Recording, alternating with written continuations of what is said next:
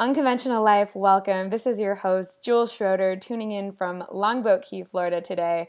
On today's show, we've got Stewart Fortier joining us. Stewart, are you ready to take us down the road less traveled? Well, as some listeners might not know, this is our third take doing the interview because of various internet issues. So if this isn't the best podcast either of us have ever done, then we've totally messed it up. With that being said, quite an introduction. Stewart is joining us from the MassRoots office in Denver, Colorado. And MassRoots is the world's largest and fastest growing community for cannabis enthusiasts. So think about the Facebook of the cannabis industry is exactly what Stewart and his partner Isaac have launched over the last few years. They've got over 725,000 active users, the only cannabis app in the App Store. And they are just awesome trailblazers with a stock that is on the MSRT and working to get it on the NASDAQ in the next year or so. So amazing, great stuff. Welcome to the show, Stewart. Go ahead and fill in any gaps I might have left out in the story and maybe tell us a little bit about your personal life. Yeah, absolutely. So like you said, we built a community for cannabis consumers, and over the past 2.5 years have grown it to be the largest community that we know of cannabis consumers online. So my role in the whole scheme of things was the software developer in the beginning. So I was the guy who built the first version of the app, and that came about with a very long story of teaching myself software development, which I'm sure we will get into. Yeah, awesome. I love it. Well, one thing I love about you and about you guys, for those that are listening, you're 25 years old. Isaac, your co-founder, is 24 years old. Most of your company is under 30. So for those millennials that are tuning in, these guys are awesome. Sure to be a great episode. So absolutely. cool. Thank you. Well, let's go ahead and dive right into your story. I know you followed kind of a traditional route. You grew up, you did all the right things, went to college, we're getting a degree in finance and history? No, finance and religious studies, something like that. Yep. And Econ and religious studies, which are by far two of the most useless degrees you could hand select. Yeah, and then you graduate, and you end up working for this Mormon family in DC at this real estate company, and then somehow now you're founding a cannabis app. So, Yep. At what point did you start? Was life going in a very traditional, predictable way, and you started to go down the path less traveled? Totally. So I'm going to give you the totally unabbreviated answer to that question. I think in my mind, there are kind of 4 milestone moments that really define my path to kind of making that transition. And one goes way back to just growing up when I was much younger. And I was a really big surfer. I grew up at the beach and I loved going to the ocean first thing in the morning, getting in the water and surfing. And I would always notice that, almost everybody would leave right around 9 o'clock. To go to their jobs, obviously, but that was always when the waves were getting good, and I just couldn't fathom why they were leaving the beach when the surf was that good. So that planted the seed early on of what the cost is of pursuing somebody else's dream, and then it kind of comes at the expense of your autonomy. So early on, I kind of had this, however dimly, realized that I did want to kind of go out and do something of my own volition one day. The next big lesson I learned was kind of in high school, building this really small lawn care and kind of odd job business. So instead of lifeguarding or working at a restaurant, I was building this business with 4 friends who would come and work for me on odd jobs.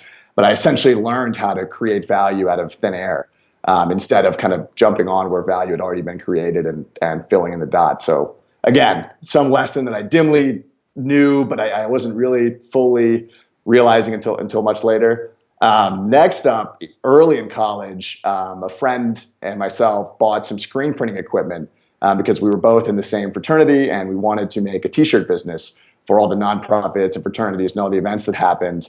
But we ended up, just for fun, making this t-shirt that was all about our hometown, and it really took off. And each summer we had hundreds and hundreds of people who would buy our shirt. And I kind of learned the lesson of building a product and making value that way, and not purely just selling your time. Yeah. So again, another lesson I learned that it didn't really hit me then, but I think it hit me much later.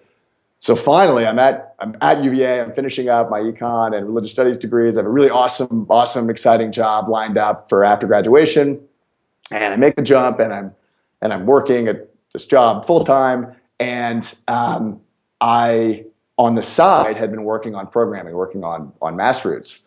And all of those lessons kind of that had accrued over the years really started to strike me, where I realized that, this really great career path was totally an option, but it would come at the expense of essentially my autonomy in life, my desire to really be very independent and have control of kind of my future, if you will.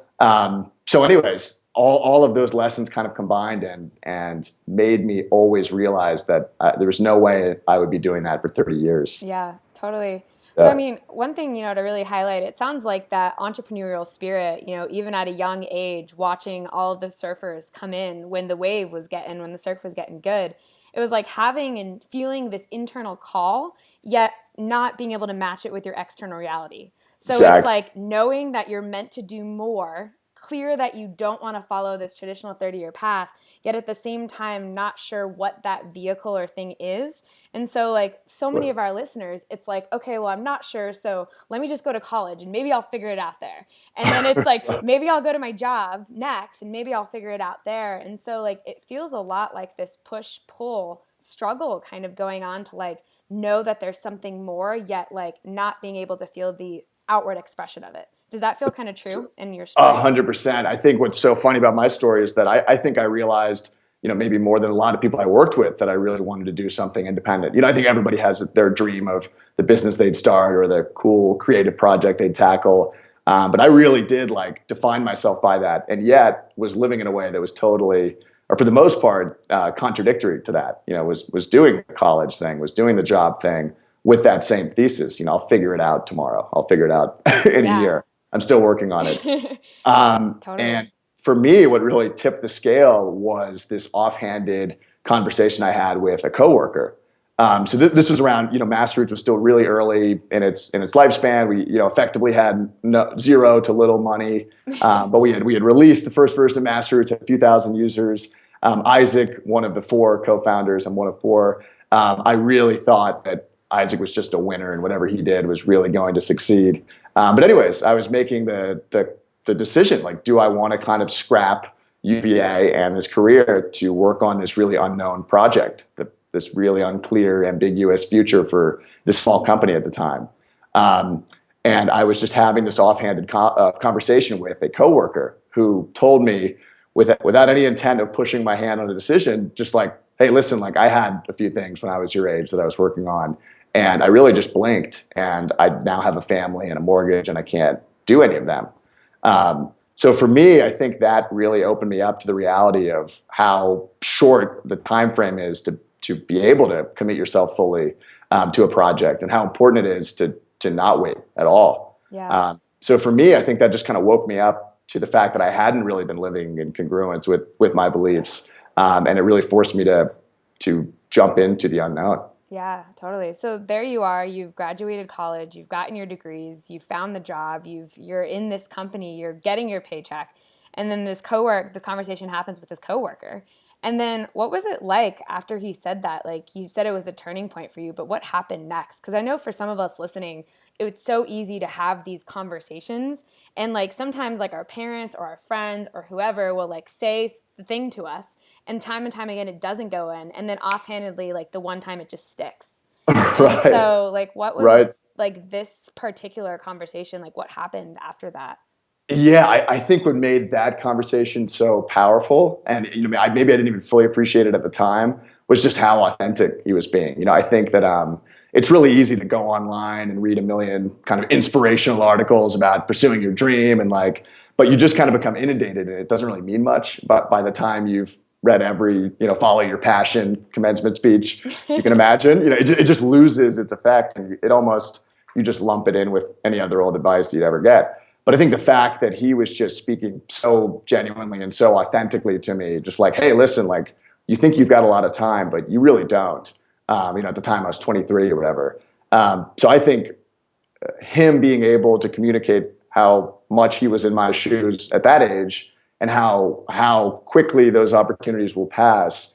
I don't know. It just flipped a switch that I don't think any other conversation prior had. I just think he was just so honest that it made me literally, I think it was the next day that I put in my 2 weeks, and I was like, let's do this. Yeah.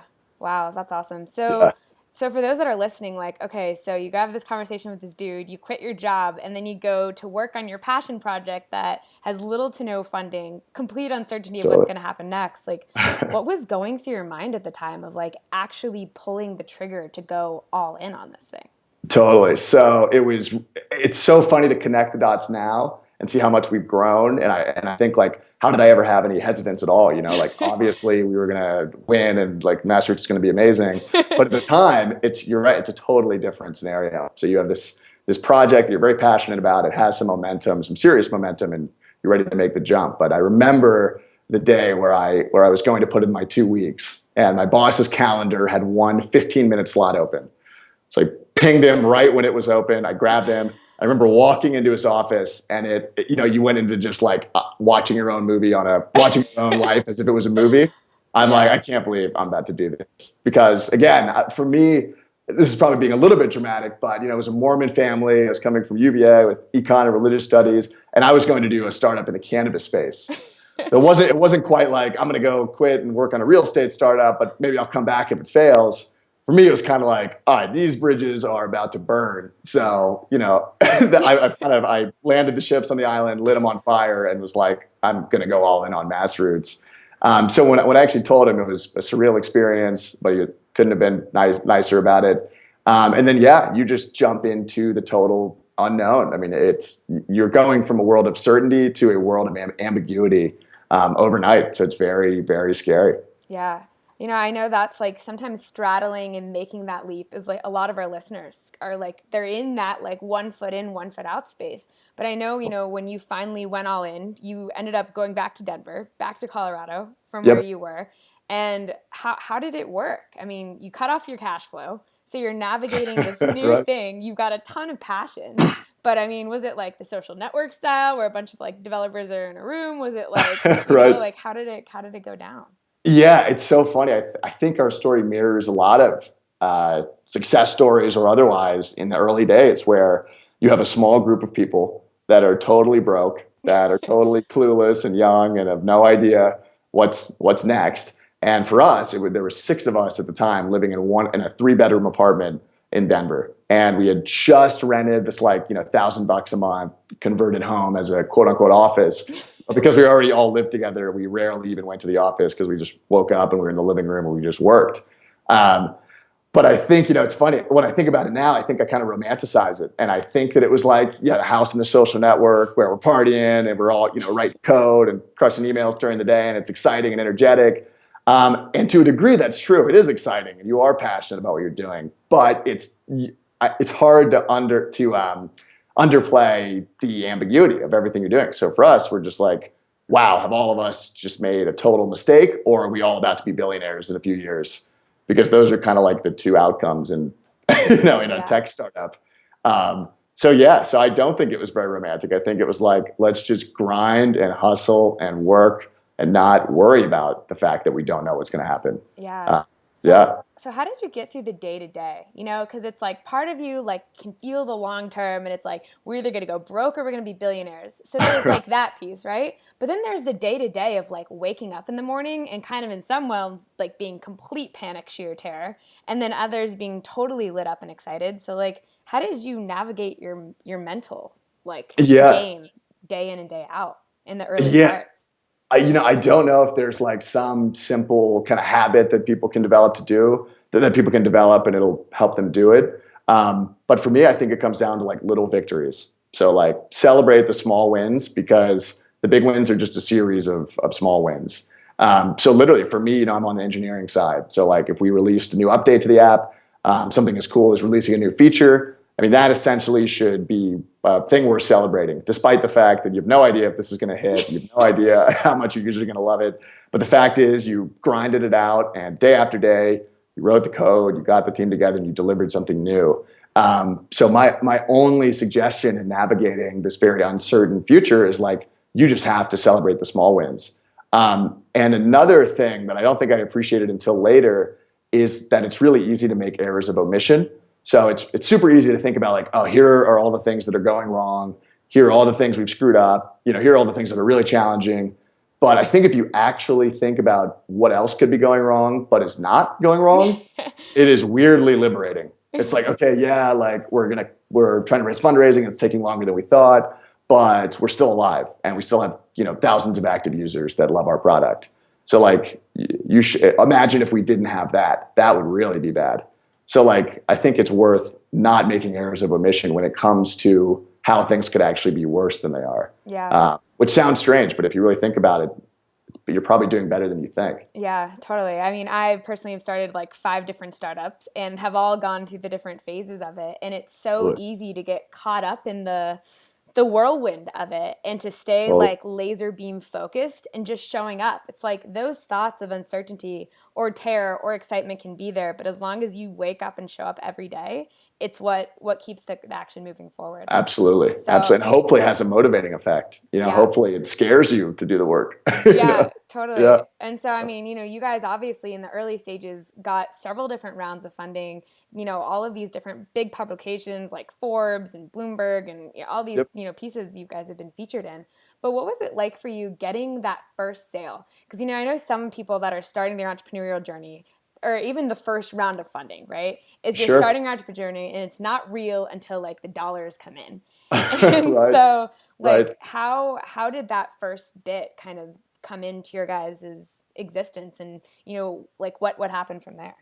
Yeah, so I think there were two moments super early on that defined that. I think the first one actually came even before our first round of fundraising.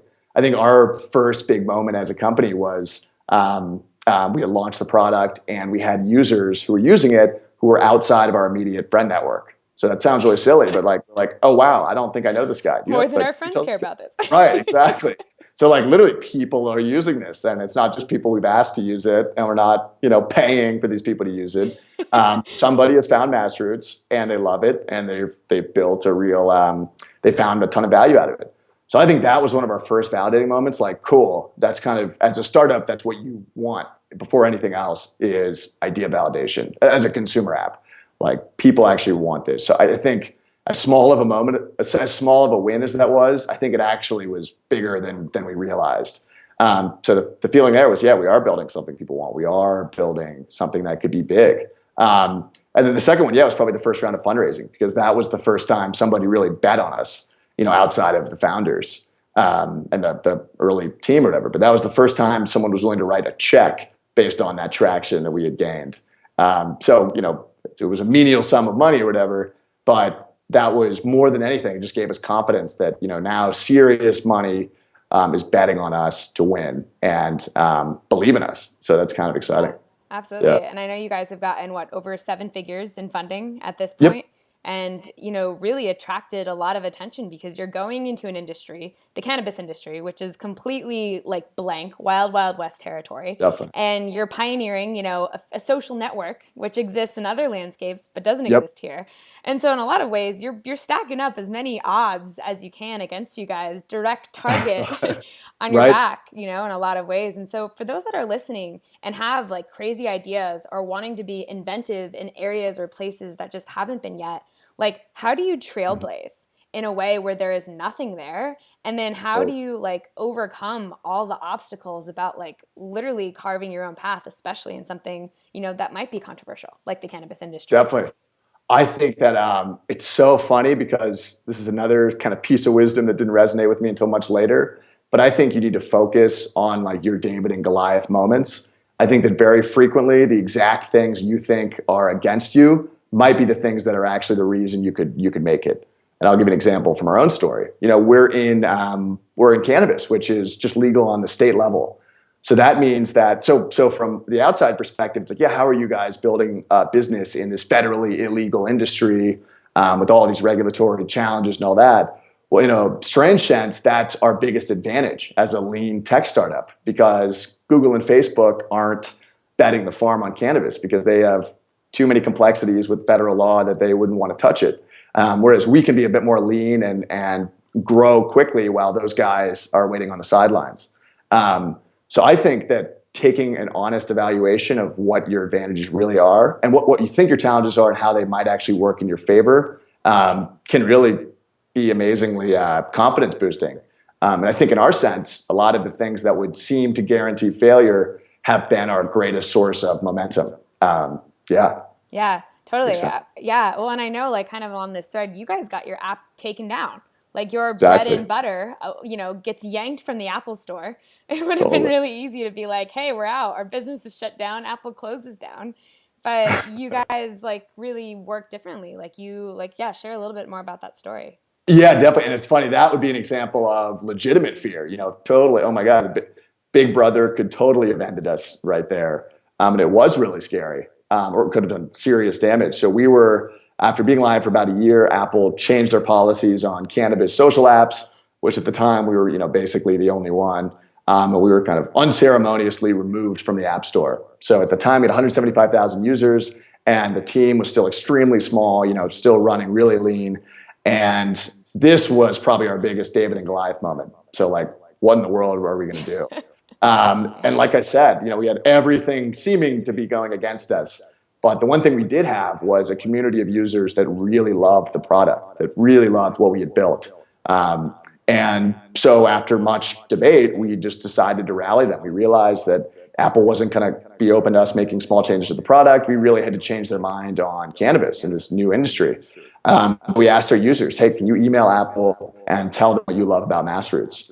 So people were saying, I suffer from depression. This is my support network. Or, how can you tell me that I legalized cannabis in my area? How can you deny me software services? So just the whole spectrum of reasons. And Apple, to their credit, heard our users, and they reinstated us shortly thereafter.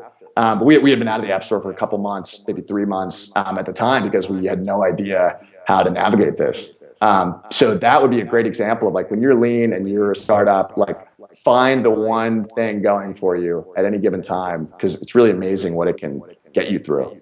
Yeah, totally. And you know what I love about that is that, it's often like this going against the man thing. And I think traditionally, maybe back in the world of like 30-year long career paths and things like that, is that you didn't really have much power as the individual against like the Totally. big machine. And now with the way that social media and grassroots and the way that, I mean, you literally can make money doing anything that you want, that there's opportunities to be able to actually take what could be the thing to destroy you and use it in your power and to really like Absolutely. activate your people. So yeah, I love that. For those that are listening, Unconventional Life family, this is gold right here, is that it's never over until you say it's over.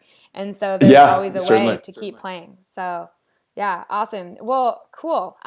So last little bit here is you guys are a young company, all relatively under 30. I know you're now bringing in some bigger players that are a little bit older to help kind of craft and fine tune and tweak that a little bit. Yep. But I mean, for those that are listening that have these amazing ideas, the millennials, like what would you say to someone that wants to get started and is like, oh, I'm too young, I don't know if I can, like all of that world of like being this millennialpreneur, if you will? Totally. So I am almost completely of the belief that ambition and curiosity can trump experience any day of the week.